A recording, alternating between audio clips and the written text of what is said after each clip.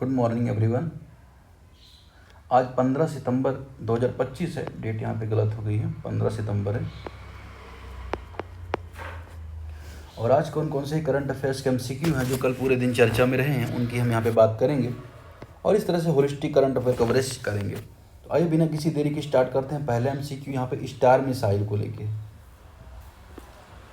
Star missile है क्या? Basically देखिए, अब स्टार मिसाइल को बनाया है किसने?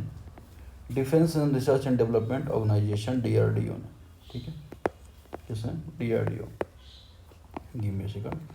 DRDO ने इसे बनाया है। इसका पर्पज़ क्या है? इसका पर्पज़ दुश्मन को मारना नहीं है, बल्कि दुश्मन की जो मिसाइल है उस तरह से उड़ान भरेगी ये मिसाइल, है ना, और फिर हमारी जो सेना है प्रैक्टिस करेगी। ठीक है, इसके दो वेरिएंट देखने को मिलेंगे। एक तो क्या एयर लॉन्च्ड है, एयर लॉन्च हवा से लॉन्च जिससे किया जाएगा फाइटर जेट की मदद से। दूसरा यहाँ पे है ground based launch, ground based launch. ठीक, ये दो बात हो गई कि मतलब एक तरह अगर हम देखें तो इसमें दुश्मन को मारने के लिए प्रैक्टिस करने के लिए हमने बनाई स्टार मिसाइल। अब ये जो है इसकी स्पीड कितनी है? Mach 1.8 to 2.5। मतलब क्या कि जो साउंड की आवाज़ है उससे 2 गुना इसकी स्पीड है। और रेंज क्या है? 55 से 175 किलोमीटर रेंज है। ऊंचाई लगभग 100 से 10 किलोमीटर तक। ठीक है, इसमें दो बेसिकली इंजन लगे हुए हैं। एक तो सॉलिड बूस्टर इंजन लगा है। कौन सा बूस्टर? सॉलिड बूस्टर इंजन है। दूसरा liquid ramjet plus liquid ramjet engine. ठीक है, अब क्या है, अब हमें प्रैक्टिस करने के लिए इस तरह के सिस्टम पहले खरीदने पड़ते थे, अब नहीं खरीदने पड़ेंगे। IMCQ देखते हैं। Star missile indigenous DRDO develop target system designed specially to simulate supersonic threat for the missile training and interception drill eliminate the need of imported system. तो जाहिर सी बात है कैसे सुपरसोनिक जो खतरे आते हैं उससे निपटने के लिए इसे तैयार किया गया है ना, प्रैक्टिस करने के लिए। पहला स्टेटमेंट सही है। यदि star use 2 stage propulsion system, तो मैंने आपको बताया कि सॉलिड फ्यूल है, दूसरा लिक्विड रैमजेट है। दोनों ही बात यहाँ पे करेक्ट हो रही है। और इसका टारगेट क्या है कि 1.8 मैक से 2.5 मैक स्पीड को प्राप्त करना है। ठीक है, एयर बेस्ड भी और ग्राउंड बेस्ड भी। तो इसका सारा मैंने फैक्ट आपको बता ही दिया है। दोनों स्टेटमेंट यहाँ पे करेक्ट हो जाएंगे। अगले MCQ की तरफ बढ़ेंगे। अगले MCQ यहाँ पे बात कर रहा है बैराबी सेरोंग रेल लाइन। अब आपको पता होगा मिजोरम में पहली बार हाल में रेल लाइन का उद्घाटन हुआ आज़ादी के बाद। तो अब आज़ादी के बाद जो रेल लाइन का उद्घाटन हुआ तो बहुत बड़े स्केल पर तो काम हुआ ही। इसमें अगर आप देखो लगभग 48 से ज़्यादा सुरंग बनाई गई हैं, लगभग 150 के आसपास 145 के आसपास इसमें पुल बनाए गए हैं, ब्रिज। कुछ ब्रिज तो ऐसे जिनकी ऊंचाई कुतुब मीनार से भी ज़्यादा है। ठीक है, और इतना इंश्योर किया गया कि रेल जो है 100 किलोमीटर पर आवर के हिसाब से चल पाए। और लगभग 8 से 9 हज़ार करोड़ रुपये में लागत लगी खासतौर पर ये बैरागी सेरोंग रेल लाइन। बैरागी सेरोंग रेल लाइन का मोदी जी ने उद्घाटन किया। ये कनेक्ट करते हैं Mizoram state capital Aizawl with Indian rail network for the first time, spanning 5.1.38 kilometre challenging हिली ट्रेन। ठीक है, तो यहाँ पे जो चैलेंजिंग हिली ट्रेन है उसे मतलब 52 किलोमीटर, ऐसे ट्रेन की मतलब 12 हज़ार मीटर, अगर 12 किलोमीटर लंबी सुरंग भी बनी है इसमें। तो the project engineer include more than 140 bridge and nearly 50 tunnel highest global taller than Qutub Minar. तो दोनों स्टेटमेंट यहाँ पे करेक्ट है। तीसरा, कंसिडर द फॉलोइंग स्टेटमेंट्स यहाँ पे देखना है। तीसरा क्वेश्चन यहाँ पे है the AI based forecasting pilot by the ministry of agriculture sent tailored monsoon SMS advisory to millions of Indian farmers using M-Kisan portal utilising AI model for like Google neural GCM ECMWF। तो जो भी कृषि मंत्रालय का एक AI आधारित pilot project है M-Kisan portal. इसका पर्पज क्या है कि मानसून संबंधी जो जानकारी है SMS के माध्यम से किसानों को देना है, इसका बेसिकली पर्पज। ठीक, और ये जो पर्पज है इसको इंश्योर भी किया जाएगा। कैसे इंश्योर किया जाएगा? अब अगर हम बात करें यहाँ पर तो इसमें क्या है कि गूगल जो न्यूरल GCM टेक्नोलॉजी है, कौन कौन सी टेक्नोलॉजी? एक तो ये टेक्नोलॉजी है, दूसरा ECMFW। इन दोनों टेक्नोलॉजी, इन दोनों के मॉडल का इस्तेमाल किया जाएगा और किसान को उसकी भाषा में ही मौसम संबंधी जानकारी दी जाएगी। तो M-Kisan क्या है आपको यहाँ पे पता होना चाहिए। दूसरा, the M-Kisan portal deliver location language practical relevant advisory using SMS technology. ठीक है ना, तो SMS जो टेक्नोलॉजी होती है मैसेज टेक्नोलॉजी, उसका यूज़ करके यहाँ पे किसानों को सलाह पहुँचाता है। दोनों स्टेटमेंट यहाँ पे करेक्ट हो जाएंगे। क्वेश्चन नंबर 4 देखें। Consider the following statements. यहाँ पे डिपॉजिट सर्टिफिकेट ऑफ डिपॉजिट के बारे में है। Certificate of deposit India in India are regulated by RBI, तो आरबीआई के द्वारा सर्टिफिकेट डिपॉजिट को रेगुलेट किया जाता है, ठीक है। Issue by the schedule commercial bank, तो वाणिज्यिक बैंक उसे इशू करते हैं। फिनेंस इंस्टीट्यूशन से पब्लिश करते हैं। न्यूनतम मूल्य इसका 1 लाख रुपए है। परिपक्वता अवधि बैंकों के लिए 7 दिन से 1 वर्ष तक होती है इसकी, ठीक है, ये आपको बताना है। दूसरा, CDs are always publicly trade on stock exchange, तो जो सीडी हमेशा स्टॉक एक्सचेंज पर सार्वजनिक रूप से कारोबार किए जाते हैं। अब अगर यहाँ पे क्या है स्टेटमेंट आपको यहाँ पे बताना है, ठीक है ना, कौन सी स्टेटमेंट यहाँ पे करेक्ट है और कौन सा स्टेटमेंट यहाँ से इनकरेक्ट है, ये आपको यहाँ पे बताना है। अगर हम बात करें पहला स्टेटमेंट, तो पहला स्टेटमेंट यहाँ पे क्या हो जाएगा, करेक्ट हो जाएगा। सीडी जो होते हैं या सर्टिफिकेट ऑन डिपॉजिट, ये क्या होते हैं, डीमैट के रूप में होते हैं और ट्रांसफरेबल्स होते हैं, मतलब इन्हें ट्रांसफ़र किया जाता है। लेकिन अगर हम बात, इनका जो स्टॉक एक्सचेंज में सार्वजनिक व्यापार नहीं होता है, ठीक है, ठीक। अब दूसरी बात यहाँ पे ये हो गई है कि इन्हें सभी बैंक जारी कर सकते नहीं है। कोऑपरेटिव जो बैंक होते हैं आरआरबी इन्हें जारी नहीं कर सकते हैं, तो कोऑपरेटिव बैंक नहीं जारी कर सकते। दूसरा, आरआरबी इन्हें जारी नहीं कर सकते, ठीक है। साथ ही इन्हें बैंक द्वारा गिरवी भी नहीं रखा जा सकता। और परिपक्वता अर्थात जब इनका टाइम टेन्योर जब पूरा हो जाता है उससे पहले इन्हें खरीदा भी नहीं जा सकता। तो ये सारी बातें इस सीडी के बारे में है। अब जो ये सर्टिफिकेट ऑफ डिपॉजिट है, एक तरह का फिक्स डिपॉजिट जैसा फाइनेंशियल इंस्टीट्यूशन, वो फाइनेंशियल इंस्ट्रूमेंट है और इसको कंट्रोल करता है आरबीआई। न्यूनतम 1 लाख रुपए तक इन्हें जारी किए जा सकते हैं, ठीक है। और क्या, बस हो गया, ठीक है।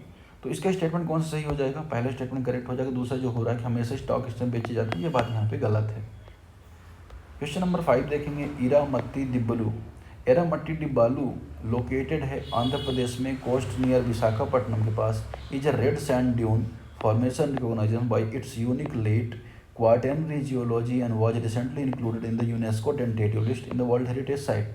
तो एरीमट्टी डिब्बालू एक क्या है, विशाखापट्टनम जो पोर्ट है उसके पास अगर हम बात करेंगे तो लाल रंग के टीले मिले हैं। अब ये टीले हैं, इनकी उम्र जो क्वार्टरनरी जो एज होती है तब की मानी जाती है। अब हुआ क्या है, हुआ ये है कि इन्हें यूनेस्को की जो टेंटेटिव लिस्ट में शामिल किया गया है। अब यूनेस्को टेंटेटिव लिस्ट क्या है, टेंटेटिव लिस्ट का मतलब ये कि आने वाले समय में यूनेस्को हेरिटेज साइट बनाया जा सकता है, ठीक है। अब अगर हम बात करें इनका जो लाल रंग है, क्यों है लाल रंग है, इनका ऑक्सीफिकेशन के कारण, है ना, ऑक्सीकरण के कारण इनका लोहे का लाल रंग हो चुका है, ठीक है, लोहे का प्राकृतिक रंग हो गया है, ठीक है। लगभग 20,000 साल पुराने क्वार्टरनरी लेट क्वार्टरनरी एज के ये माने जाते हैं। अब यहाँ की खासियत ये है कि एक तो साइंटिफिकली इम्पोर्टेंट है, दूसरा ये हिस्टोरिकली भी इम्पोर्टेंट है, क्योंकि अगर हम बात करें स्टोन एज के टूल्स भी यहाँ पे मिले हैं। इस तरह के जो लोकेशन है सिर्फ 3 जगह देखने को मिलती है। एक तो आंध्र प्रदेश में देखने को मिलती है, दूसरा श्रीलंका में देखने को मिलती है, तीसरा तमिलनाडु में। 2016 में इसे नेशनल जियो हेरिटेज मोनूमेंट डिक्लेयर किया गया था। तो पहला स्टेटमेंट तो यहाँ पे करेक्ट है। दूसरा, सिमिलर जियोमॉर्फोलॉजिकल फॉर्मली और found only at one and other side globally in Iceland. अब ये स्टेटमेंट यहाँ पे गलत, मैंने आपको बताया आंध्रा, श्रीलंका और तमिलनाडु में से पाया जाता है। तो पहला स्टेटमेंट यहाँ पे इसका करेक्ट हो जाएगा। क्वेश्चन नंबर 6 देखेंगे, consider the following statements. Gandhi Sagar wild life sanctuary in MP features dry deciduous forest, is divided by the Chambal river, hosting species like chinkara, Nilgiri, hyena, Indian leopard. तो मध्य प्रदेश में Gandhi Sagar wild life sanctuary है, ठीक है। अब यहाँ पे इंपॉर्टेंट इसलिए है कि अभी टाइगर को बोत्सवाना से जो रिलोकेशन हो रही है, टाइगर कह रहा हूँ मैं, उसकी चीते की, वो अभी यहाँ पे Gandhi Sagar wild life century में हो रही है मध्य प्रदेश का। मैप आपने देखो तो इस लोकेशन पर यहाँ पे ये सेंचुरी है। अब यहाँ से चंबल नदी तो गुजरती है, ये बात तो यहाँ पे सही है, और मध्य प्रदेश राजस्थान की बॉर्डर भी बनाती है चंबल नदी। अब जो टाइगर रिजर्व है, ये सॉरी सेंचुरी है, उसे 1974 में सेंचुरी डिक्लेयर किया गया था। इसका जो 368 किलोमीटर स्क्वायर किलोमीटर के आसपास इसकी लेंथ है टोटल, और एक तरह का इंपॉर्टेंट बर्ड एरिया भी है। तो कौन सा एरिया, बर्ड एरिया भी है, ठीक है। जीव तो यहाँ पे बात सही है कि तेंदुआ पाया जाता है, लकड़बग्गा, चिंकारा, ये सब यहाँ पे पाए जाते हैं। चतुर्भुज मंदिर वगैरह भी यहाँ पे है, ठीक है। ये तो बात यहाँ पे सही हो गई। दूसरा, it is recently sanctuary located only in Rajasthan with the Bhadkaji rock painting its archaeology feature. तो यह एक हाल अध्ययन जो केवल राजस्थान में, देखिए तो नहीं है, बॉर्डर में मैं बोलता तो एक बार माना भी जा सकता, लेकिन कह रहा केवल राजस्थान भी, ये बात यहाँ पे इनकरेक्ट है। तो ओनली वन इसका यहाँ पे करेक्ट आंसर हो जाएगा। एक और क्वेश्चन नंबर 7 है, the Amrit Sarovar mission launch in April 2022 aim to construct और rejuvenate at least 75 pond per Indian district covering multiple scheme under the whole of government approach. तो अप्रैल 2022 में शुरू की गई थी अमृत सरोवर, जिसमें प्रत्येक जिले में 75 तालाब बनाने का लक्ष्य यहाँ पे रखा गया था। वाटर को रिजुविनेट करना यहाँ पे टारगेट था। तो देखिए ये बात तो यहाँ पे करेक्ट है, 2022 सरकार ने अमृत महोत्सव की शुरुआत की, उसका पर्पज़ यही था। ठीक है, दूसरी अगर हम यहाँ पे बात करें ना कि इसका लक्ष्य क्या है, 75 तालाब बनाना, ये तो लक्ष्य है। ठीक है, हर तालाब का एरिया 1 एकड़ के आसपास होना चाहिए। ठीक है, दूसरा इसके किनारे नीम, पीपल, इस सब के पेड़ भी लगाए जाएंगे। और इस योजना को मंजूरी कौन देगी, ग्राम सभा देगी। कौन देगी, ग्राम सभा देगी। तो एक तो जो कहते हैं ना कि पंचायती राज सिस्टम को मजबूत करने की दिशा में एक अच्छी स्कीम यह भी मानी जाती है। ठीक है, दूसरा प्रत्येक स्थल की ग्राम सभा से अनुमति आवश्यक है। विषयक एन तकनीकी भागीदार जो प्रगति की निगरानी करेगा। तो ये बात यहाँ पे सही, जो टेक्निकल टेक्नोलॉजिकल पार्टी का विषयक 9 है, इसका फुल फॉर्म क्या है आप लोग बताएंगे कमेंट सेक्शन में। Question number 8, consider the following statements, यहाँ पे आपको बताना है क्या है। Brown trout salmon trout is a cold water fish globally introduced as a game species and is an invasive species in a non-native region। तो brown trout एक शीत जल मछली है, विश्व भर में गेम फिश के रूप में डाला जाता है और अगर हम बात करें ना कि नॉन नेटिव एक इन्वेसिव स्पीसीज है। अब अगर हम बात करें जो मछली होती है, इसे पहली बार 1900 के आसपास ब्रिटिशों ने कश्मीर में छोड़ा था। कहाँ पे छोड़ा था, कश्मीर में। ठीक है, और ठंडे साफ पानी में पनपती है, इसकी खासियत होती है। इसका वजन 1 से 5 पाउंड के आसपास होता है और 15 से 20 इंच की इसकी लंबाई होती है। ये जो इसका मूल क्षेत्र कौन सा माना, यूरोप माना जाएगा, रूस, क्योंकि ठंडा एरिया, वहाँ पे ठंडा वाटर, स्वच्छ वाटर पाया जाएगा। IUCN की कैटेगरी में बात करें तो इसे लीस्ट कंसर्न माना जाता है। लेकिन भारत में ये इन्वेसिव स्पीसीज है क्योंकि जो स्थानिक मछलियाँ हैं उनको ये नुकसान पहुँचाती है। Native is to North America है।